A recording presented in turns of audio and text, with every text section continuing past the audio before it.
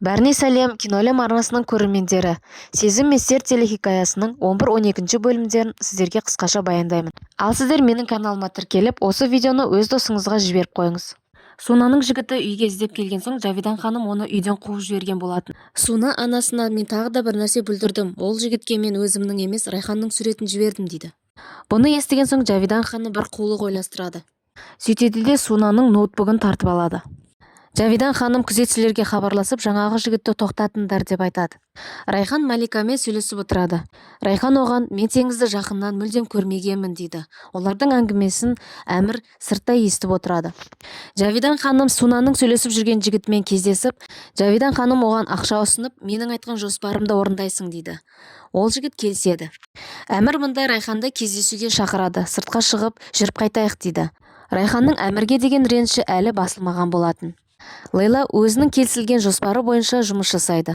Мұнда олар масалдың қуыршағына киім тігіп жатады. Ал Кемал мырза болса, Лейланың істеген әрбір ісін аңдып жүреді.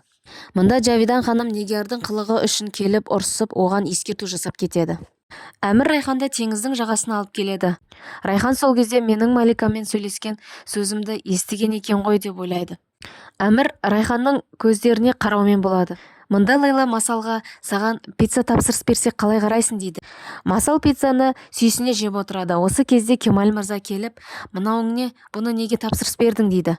Лейла болса, ол күнделікті жейтін тағамдарынан шаршаған. Бір мезгіл осындай тағамдар жеп тұруға рұқсат беру керек, қараш қалай сүйсіне жеп отыр дейді. Мұнда Жавидан ханым Жемреге қоңырау шалып, саған Райхан жайлы айтатыным бар дейді. Не айтпақшысыз дейді. Жақында Райхан келген жеріне қайтып кетеді. Мені жақсылап тыңда деп оған жоспарын айтады. Осы кезде Әмір Райханға, сенің әкеме сөйлеспегеніңді білдім, оны әкеме Нигар айтқан екен дейді. Мұнда Жавидан ханым әтейге құмыраны құлатып сындырып жібереді. Нигар келіп, құмыралардың сынығын жинамақ болады. Бірақ Жавидан ханым тиіспей жата берсін дейді. Лейла масалмен сыртқа шығып балшықпен ойнайды. Оны көріп Кемал мырза, бұларың не? Мына балшық деген жатқан тұрған микроб қой дейді. Лейла болса, мен барлығын келісімшарт бойынша жасап жатырмын. Оның үстіне бұл масалға ұнап тұр дейді. Әмір мен Райхан үйге келген соң, Жавидан ханым Райханды шақырып алады. Менің құмырамды сындырыпсың ғой деп Райханға жала жабады. Райхан, мен сындырған жоқпын, көріп тұрсыз ғой, қазір ғана келдім дейді. Осы сәтте Жемре келіп қалады да, мұнда не болып жатыр дейді. Райхан менің құмырамды сындырыпты дейді. Сындырса не бопты, онда тұрған не бар, жай құмыра ғой дейді. Бұл мен үшін өте қымбат, Франциядан алып келген дүние. Жемре осы сәтте, құмыраны мен сындырдым, кешіріңіз дейді. Осы кезде Райхан оған алғысын білдіреді, бірақ неге олай жасадың дейді. Жемре болса, өткен жолы неке қию рәсімінде мен сені алдаған болатын, мені кешірші деп. Бұдан былай екеуміз дос болайықшы деп қолын береді. Райхан да қол алысып екеуі құшақтасады. Осы кезде Жемренің жоспарының біреуі іске асады. Жемре Райханды өзіне жақын тартқансып, екеуі әңгімелесіп сөйлеседі. Жемре мен Жавидан екеуі бір жоспарды іске асыру үшін ойластырып отырады. Эмирге әкесінің жолдастары жағынан тойға шақырту келеді. Мұнда Жемре, Райхан оқуымның біраз дүниелері үйде қалды деген соң, оған көмектескен сыңай танытып ноутбук әкеп береді. Осы ноутбукпен сабағыңа дайындалсаң болады дейді. Ол негізінде Сунаның ноутбугі болатын.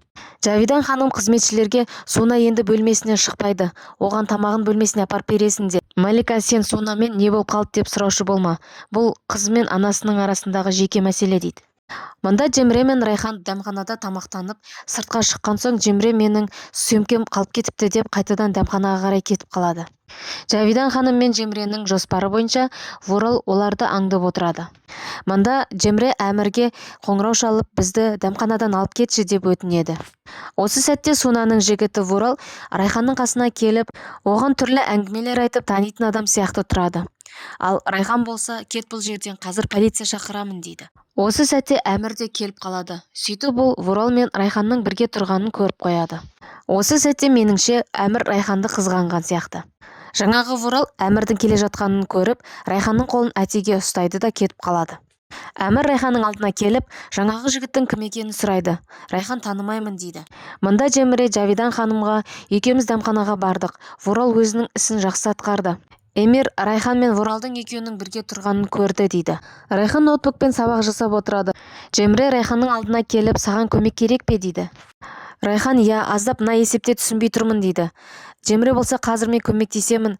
Мұнда ішетін су бар ма дейді. Райхан тұрып, қазір әкелемін дейді. Осы сәтте Жемре жаңағы Вуралға, Райханның атынан сүйіктім, мен қазір келдім, сені сағындым деген сияқты хат жазып жібереді. Лейла масалды саябаққа апарып қыдыртып келеді, ал Кемаль мырза болса неге менің рұқсатымсыз шығасың дейді. Сөйтіп екеуі сөзге келіп ұрсысып қалады. Оны естіген масал ұрыспаңыздаршы деп жылайды. Масалдың сөйлеген сөзін естіген Кемаль мырза мен Лейла аң-таң болып қалады. Кемаль мырза масалдың дәрігері Сухейла ханымды шақыртады. Кемаль мырза ол дәрігерге барлық мән-жайды түсіндіреді. Дәрігер масалдың жақсы жаққа түзеліп келе жатқанын айтып қуантады. Сөйтіп ол Лейла қасынан 24 сағат күнде осында қонып жұмыс істесін деп кеңес береді. Сухейла ханым мен Лейла екеуі бір-бірімен танысады. Бір қызығы, екеуі бір-бірін танитын сияқты болады. Ал Джемре болса жаңағы жазған хатқа Вурал жауап қайтарар және оны әмір оқып қалсын деп, оны әтеге Райханға көмектесші деп шақыртады. Бірақ ол жерде интернет өшіп қалып, жаңағы Вуралдың жауап қайтарған хаты келмей қалады. Мұнда Джемре әзірге жоспарымыз іске аспай тұр. Интернет өшіп қалды дейді. Лейла үйіне кетпек болады, бірақ масал оны жібермей тұрады. Кемаль мырза да оған осында қалсаңшы деп өтінеді.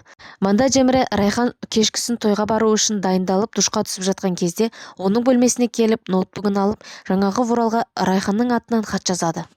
Джемре әтеге мен әмірді де және оның анасын да жек көрем деп жазып жібереді. Джемре хат жазып болған соң ол жерден шығып бара жатады. Сөйтіп оның алдынан Суна шығып қалады. Сен ол жерде не істеп жүрдің, Райханмен сөйлестің бе дейді. Джемре қорқақтап, иә, сөйлесіп едік дейді. Суна, мен де онымен сөйлесуге бара жатырмын дейді. Сол сәтте Джавидан ханым келіп қалады. Суна, қайда бармақшысың? Мен саған бөлмеңнен шықпа деген жоқпын ба дейді. Қане дереу бөлмеңе кет дейді. Әмір Райханға кешкісін тойға киетін көйлек сатып алып, оған тосын сый ретінде үйге беріп жібереді. Райханның қуанышында шек болмайды. Лейла масалды ұйықтатып болған соң Кемаль мырза оған бізбен бірге осында тұрып жұмыс істеші, масал үшін дейді. Ал Лейла, мен шынымен де масалды жақсы көремін және оның жақсы болып кеткенін де қалаймын. Кемаль мырза, қанша дейсің? Миллион болса миллион берем дейді. Ал Лейла болса, маған ақша бер деп тұрған жоқпын ғой. Мен қала алмаймын, оған әкем рұқсат бермейді. Әкем қатал дейді. Кемаль мырза, әкеңмен өзім сөйлесемін дейді. Лейла болса, ол сен ойлағандай адам емес, ол түсінбейді деп кетіп қалады. Лейла үйіне кеткен соң масал ұйқысынан оянып, ұйықтамай қояды. Кемаль мырза, не болды, қарның ашты ма, су ішесің бе дейді. Әлде Лейланы алып келейін бе дейді. Масал я деп басын изейді. Кемаль мырза, жарайды, қазір Лейланы алып келемін деп кетеді. Райхан әмірдің берген көйлегін киіп айнаға қарап тұрады. Осы кезде әмір кіріп келеді. Сөйтіп Райханның сұлулығына тамсана қарап тұрады. Ал Райхан оған өзінің алғысын білдіреді. Әмір, тойға дайынсың ба дейді. Я, дайынмын, қазір келемін дейді. Әмір Райханды күтіп отырған кезде ноутбукқа хабарлама келеді. Әмір ноутбукты ашып, хабарламаны оқиды. Келесі бөлімді жіберіп алмас үшін Киноәлем арнасына тіркеліп, қоңыраушаны басып қойыңыз.